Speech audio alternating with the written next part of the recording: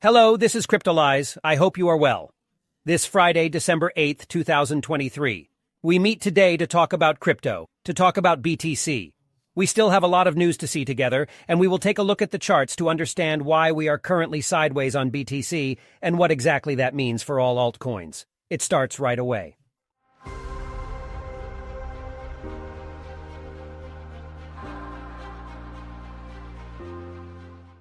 We have some news currently breaking on ARK Invest. So already we've been talking about it for some time, in which we have sales taking place. ARK Invest is a large crypto fund which is led by Cathie Woods, who is very well known in the ecosystem, and who, for several weeks in fact, has been systematically selling her coins. Coin being the part actually of CoinShare, but also sells BTC and sells GBTC. And it's pretty regular, okay? They're not big sales, but in any case, they are systematically presented to us as very big sales, which are still substantial, but they still remain small parts of their position, okay? But that prevents, yes, they from taking profits, we know that, and in any case, we know very well that in this upward acceleration, it is mainly driven by the perpetual, and that at some point we will have to take profits, and this is exactly what is being done by ARK. Invest in particular, which had started to take profits as soon as we had broken the 32,000, okay? From 34,000, they had started to take profits. They continue to spread, so that is already basic. They consider that they are realizing part of their unrealized gains precisely in order to be able to potentially invest them elsewhere. And it's also perhaps part of their bull run strategy. Then we move forward with more news. We have the U.S. regulators who do not want the validation of the BTC spot ETF, which is rather logical. It was reported by Forbes. In this case, Forbes did not report than that. But what is interesting is really the confrontation which is currently taking place at the end of the year. And I certainly think Q1 2024, in which we have regulatory pressure which will arrive in the USA. It is sure and certain. Next, we have Binance, which is withdrawing from Abu Dhabi. In any case, they are withdrawing their license application. In Abu Dhabi, it is interesting to see the reason is that they do not need for their future investment. And it is interesting to see especially that I think that they are in the process of reducing the sale on the notion of compliance, and especially on the risks incurred on each of the platforms and requests in terms of licenses. Because by asking for a license, you realize that you agrees to be compliant with this license, and therefore also agrees to have repercussions if we ever violate this compliance. And so there, they are reducing the size, while Binance really had a policy of hyperextension. This is no longer the case with the new CEO. At the same time, it's completely logical when we have the USA behind us. So it's also completely normal to have difficulties in being able to create expansion and be able to be as expansive as they could have been. Besides, in terms of that, we have quite a few things. We have Vanek, so the same big background, who gives his opinion in particular on quite a few things. Coming back to the main ones, it will be the first that in fact Binance will lose its place as number one in terms of spot volume, and that is important. I have already explained to you that certainly the validation of this deal, which was carried out between CZ, Binance, and the U.S. Department of Justice, signed the end of Binance's leader. Clearly, I think that they will no longer have as much freedom, and it will be really very complicated afterwards. Afterwards, what will also be interesting in the other predictions, it will be that in fact there will be in all cases a U.S. recession, and that there will also be a BTC spot ETF which will be validated, and that there will be a financial flow which will enter precisely into ETF spot. In any case, a flow which will be helped by the recession. Then we have some predictions on the fact that the halving will absolutely not move the price, which we also expect, that certainly the ATHs will arrive at the end of 2024, or in any case, we will start to break the ATH at the end of 2024. Don't forget that it's the start of the bull run when it happens, and that's what we also planned with mainly an alignment on potentially a new American president who would be more pro-BTC and crypto in general. We could have Ethereum, which will not freak out for BTC in 2024, but which will outperform the majority of techs. We will have Ethereum, which will become the leader in EVMs. We suspect that the NFT will do better. Binance will lose its position. We will have stable coins which will burst their all-time high, which is also completely logical. We still have a few other small predictions. What is also interesting to see is the position of Solana for them, top 3 in terms of blockchain, which would even surpass Chainlink with Pit Oracle. Very important, besides I didn't make a video for you on it, but I'll have to make one for you fairly quickly. We also have the place of DePIN, therefore of decentralized infrastructure, which will be at the center of the next narrative, I also think, with Hive Mapers, which are really very important. And Helium, which has also moved to Solana, a big protocol, very important, the same, with a very strong impact if ever there is mass adoption. And then we have something which is very important. It is their 15 prediction that KYC compliant in decentralized finance will lead the way over non-KYC, and that is very important. It also implies that we will have institutional volumes which will go to applications such as Uniswap, for example, to see how it comes to fruition. But in any case, it is a very beautiful vision that we have. And this end of the year, I think we will have a set of visions which will enlighten us on who think what, how always. This end of the year, we have metrics arriving, and it's always interesting to take a little step back from that to understand everyone's vision. On the macro side, we have quite a bit of news. Don't forget, Friday 8 we have at 14:30 the average monthly hourly wage, which falls in November. Very important for inflation management. Same, November unemployment rate, very high too, 3.9. If we are above 4, it will be really complicated. I admit that we risk having a big break. Because there we will potentially have an upward acceleration in the unemployment rate, and therefore behind the fear of recession will really hit the markets very strongly. To know that in addition we are in a crucial moment, we are still fighting against this very strong resistance. We see that the S&P 500, I think, is potentially preparing for the news that will arrive, and the news of next week. In any case, don't forget, in all cases, December, end of December, we always arrive at a form of sell-off because people take their profit. Especially when we have an end-of-year acceleration like that, and an acceleration of the year 2023, which was still relatively impressive. Moreover, at the level of the dollar, what is impressive is the rebound that we have. I thought that we were going to go down a little further, but that is not the case.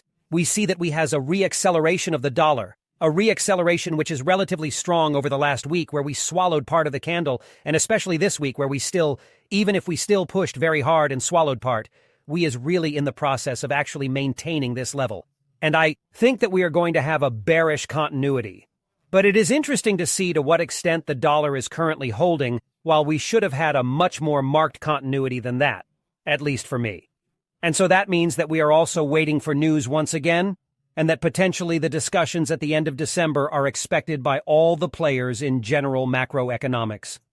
In terms of BTC, we still find ourselves on this beautiful weekly candle, which we are going to close on the CME this evening. Very clearly, we have had another very big week. And what is interesting to see is that given that we had an acceleration which took place in really 2 stages, Sunday evening, Monday and Tuesday thereafter, and 2 very strong accelerations, one then the other. When we look here, we see the first, then the second, which were really in a very short time. What's interesting to see is the shift in mentality currently, okay? First acceleration, second acceleration. This acceleration was made by a short squeeze. We know that this one also partially. Well, we know that in all cases, it was an annihilation of systematic shorts.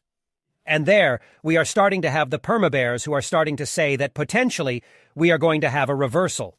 Because mainly we had 2 accelerations which were very strong, and many were shocked by this second acceleration, myself included. I thought it was going to take a little longer. No, we had a huge acceleration, so it's normal to have a lateralization behind. We must not get carried away with the general directive here, where people consider that we will necessarily trace it now, okay? Once again, we are in a phase of lateralization. For me, it is completely normal. We should have had it here, we have it here. And it is normal to have this phase. Because if the previous movements here were driven by short squeeze, that implies that at a given moment, we must recreate liquidity above and below to be able to recreate momentum. And that requires a phase of lateralization, and this is rather coherent. We had defined that the lateralization phase was going to begin this week. Well, we see that it was shifted by this upward acceleration. But overall, we have this lateralization phase. And what is interesting in these lateralization phases? What is it?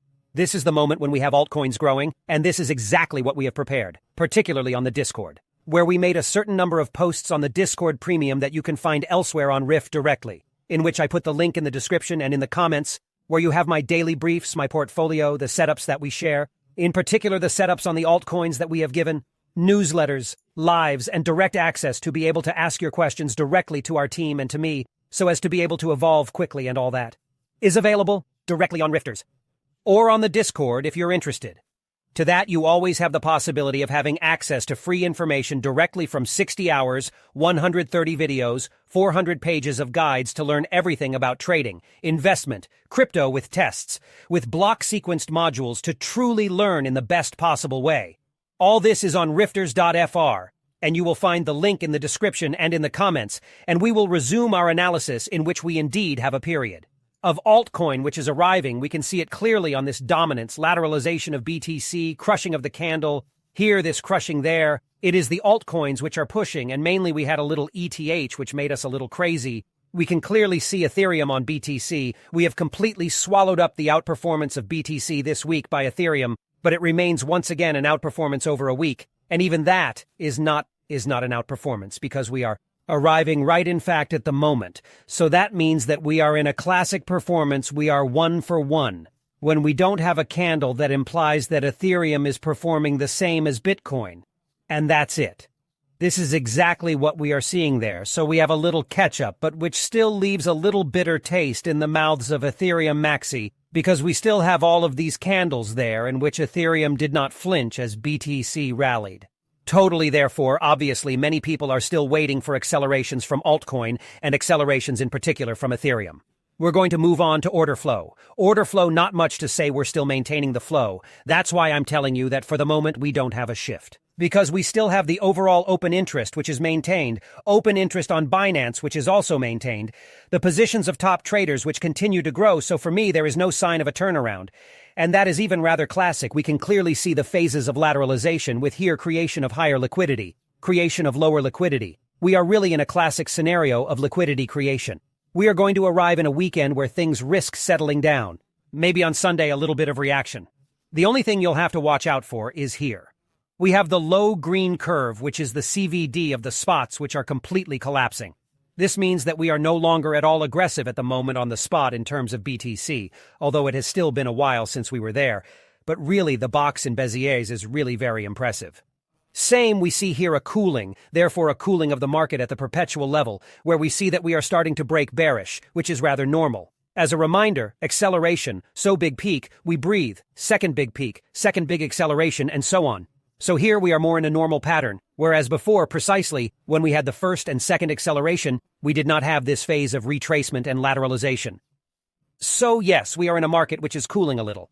The only thing we will have to see is how this end of the year. Is it already December 8th and things are progressing? I think that from December 20th we will have a market that will be relatively flat. Where will we position ourselves on it? Will we have a final acceleration to reach these 48,000 before the end of the year? That's the big question we'll have to ask ourselves. Another thing that I wanted to give you as information is that we are seeing large blocks of liquidity and liquidation which are short and which are very, very high.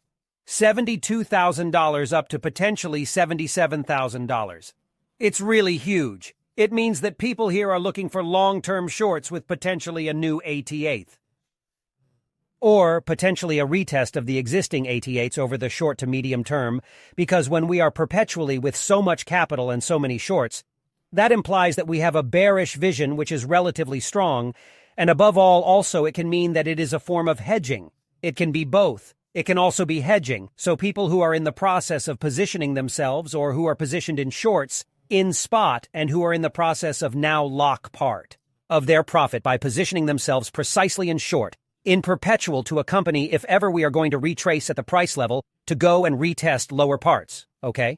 So it could be a form of hedging in relation to the validation of the NLP which has not yet been carried out. Another final point is that we still have a big disparity once again at the level of short-term liquidation clusters up to 40,000. We see that we really don't have much, and when we look at them here, we see that we have, but these are only really high leverages. But the big liquidation clusters are still much lower, are located below the 40,000. So that would mean that we would be looking for a lot much lower to get this mass of liquidity here, okay? So really in the short term, these are big levers, and the small levers and the mass of the volume are below 40,000. And for me, once again, what do we find? The clamp here, so big liquidity at the top, big liquidity at the bottom, classic for a compression of liquidity to be able to fuel the next movement. I hope you liked this video. If so, don't forget to leave me a like and a comment. It supports the channel and it supports everything I do. Above all, it makes me very happy. We find ourselves at 1330 for Osmo, the Osmosis crypto, a crypto that you have selected. and we therefore find ourselves at 1330.